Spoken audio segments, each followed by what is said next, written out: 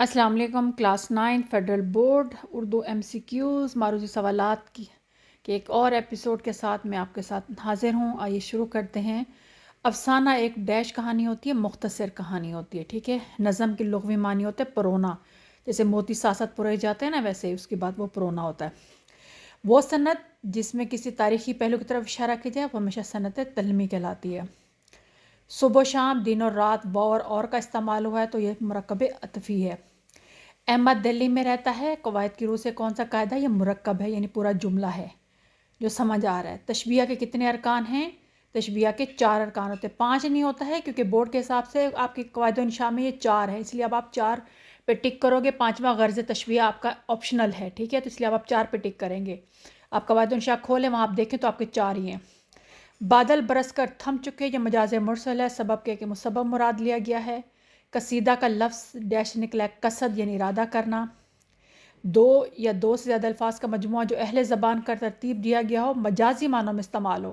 اب یہ محاورہ اہل زبان کا تو ویسے روزمرہ کا ہوتا ہے جملہ، لیکن کیونکہ مجازی معنوں میں استعمال ہوا، یہ لفظ استعمال ہوا ہے مجازی معنوں کے لیے، تو ہمیشہ روزمرہ آپ کا حقیقی معنوں میں ہوتا ہے. تو محاورہ آپ کا مجازی معنوں میں ہوتا ہے، اس لیے یہ محاورہ ہوگا.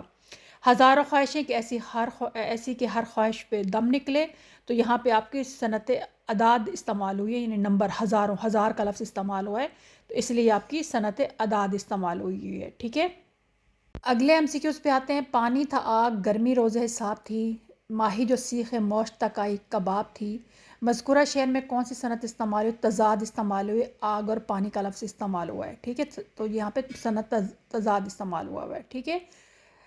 کچھ یہ کراس رونگ ہے تو میں نے ٹک لگا دی، جو ریڈ کلر کا وہ آپ کے صحیح الفاظ ہیں. کنایا کے لغوی معنی ہے چھپی ہوئی بات، پوشیدہ بات، مخفی بات، کوئی بھی لفظ ہو سکتا ہے. یہ بستہ، وہ گھڑی، اس میں اشارہ کیا گیا تو یہ مرکب اشاری کہلائے گا، ٹھیک ہے. یہ اور وہ اشارے ہیں. آگ سے لکڑیوں کا دھواں مثل بادل اڑنے لگا، تو یہاں مثل کا لفظ ہوا ہے، مثل کا مطلب ہے مانند کی طرح، تو یہ تشبیہ ہے.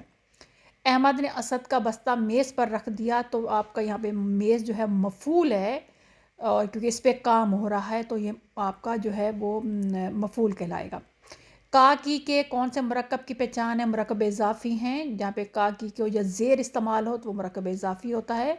بہادر غوریوں کے طالع مسعود کو دیکھا، فلک نے زمین پر بارہا محمود کو دیکھا. اس میں کون سی 2 صنعتیں استعمال ہوئیں؟ تلمی اور تضاد.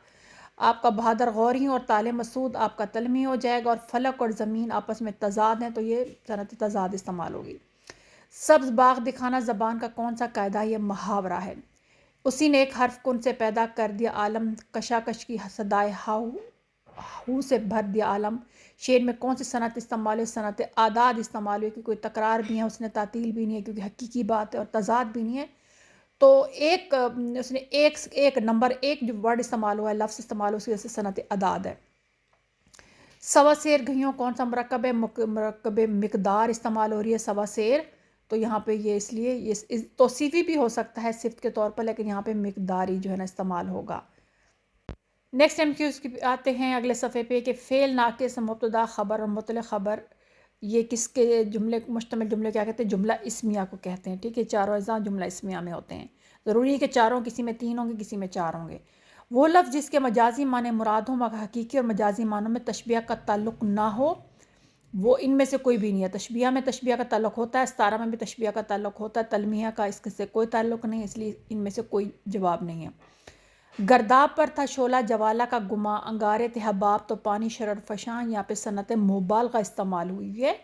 ویسے دیکھا جائے تو تضاد بھی ہے کہ پانی اور شر، چنگاری جو ہے نا، آگ، وہ بھی ہے، لیکن یہاں پہ صنعت مبالغہ یہ حقیقت سے بڑھا چڑھا کر بیان کیا گیا، اس لیے یہاں پہ صنعت مبالغہ آئے گی. نظم کے لغوی معنی ترتیب کے ہوتے ہیں. ایسی صنعت جس میں کسی شخص کی زندگی کے پہلوؤں کو نمایاں کی جائے تاکہ اس کا تعارف بھی ہو جائے مگر سوانح نہ ہو، وہ خاکہ ہوتا ہے. لاریاں پٹرول کی دیکھو گے صبح و شام، اس پر صبح و شام، ورنہ نسان تو نظر آتا ہے اس پر خال خال، تو صبح و شام صنعت تضاد ہے.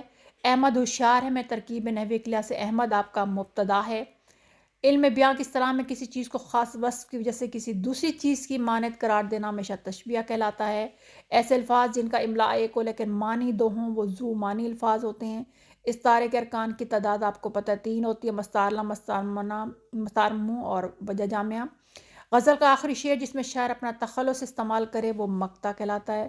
پانی برف کی طرح ٹھنڈا یہ تشبیہ کی مثال ہے، کیونکہ کی طرح سے پتہ چل رہا ہے۔ مطلع غزل کے علاوہ کس صنف شاعری میں ہوتا ہے؟ قصیدہ میں ہوتا ہے۔ جملہ فعلیہ میں فعل ہمیشہ فعل لا تام ہوتا ہے، یعنی جملہ اسمیہ میں فعل ناقص استعمال ہوتا ہے، جملہ فعلیہ میں فعل جو استعمال ہوتا ہے وہ فعل تام ہوتا ہے۔ آپ جسٹ فعل بھی اس کو لکھ سکتے ہیں لیکن پراپر فعل تام استعمال ہوتا ہے۔ ٹھیک ہے، امید ہے آپ کو یہ سمجھ آ گیا ہوگا۔